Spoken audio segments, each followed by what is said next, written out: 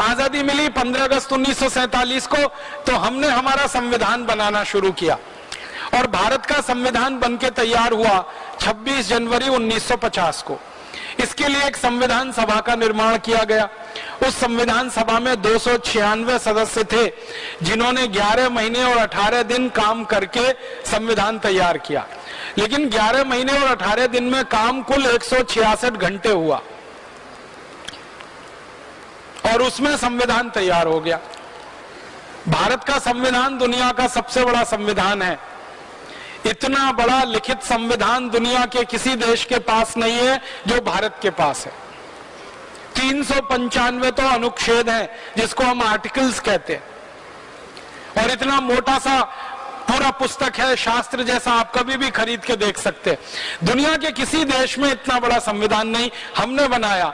तो बहुत बार मेरे मन में ये आता था कि मात्र 11 महीने 18 दिन के समय में इतना मोटा संविधान कैसे बना लिया हमने। इसको बनाने में तो ज्यादा समय लगना चाहिए। जब खोजना शुरू किया तो पता चला कि इस संविधान में हमने कुछ खास नहीं बनाया। अंग्रेजों ने एक कानून बनाकर हमारे देश में छोड़ा हुआ था, उसी को हमने भारत का संविधान बना लिया। अंग्रेजों का एक कानून था इस देश में 1935 में, उसका नाम था government of India act. Government of India act में जो कुछ लिखा था वही सब कुछ भारत के संविधान में है, कुछ बदला नहीं।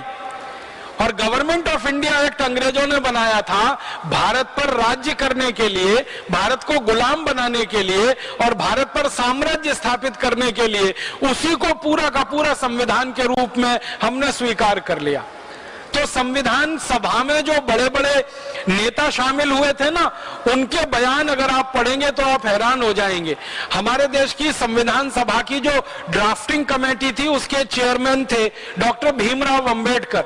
उन्होंने 1953 में ये कहा राज्यसभा में बोलते हुए कि अगर मुझे कोई अनुमति दे दे तो मैं सबसे पहला व्यक्ति होऊंगा जो इस संविधान को जला दूंगा।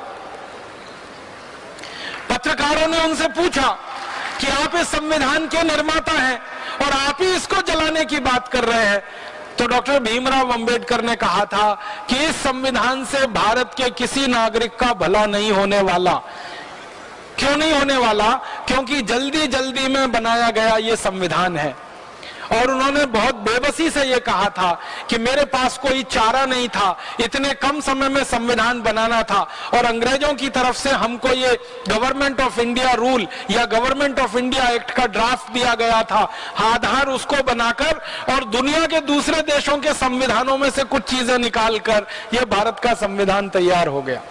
ये भारत के लोगों द्वारा तैयार नहीं किया गया, एक तरह से अंग्रेजों के बनाए गए कानून पर आधारित है। तो परिणाम क्या हुआ?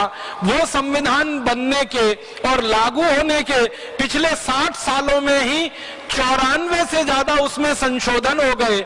माने संविधान अब ओरिजिनल रहा कहां? 60 साल में 94 संशोधन, 60 इयर्स और 94 अमेंडमेंट्स। इसका माने हर साल में लगभग 1.5 से 2 संशोधन उसमें हुए।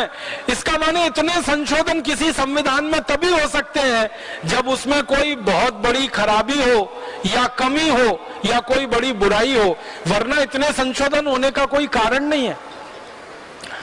संविधान सभा में सच्चिदानंद सिन्हा थे, पंडित जवाहरलाल नेहरू थे, सरदार वल्लभ भाई पटेल थे, सरोजनी नायडू थी, राजकुमारी अमृत कौर थी। ऐसे भारत के बड़े बड़े दिग्गज नेता थे।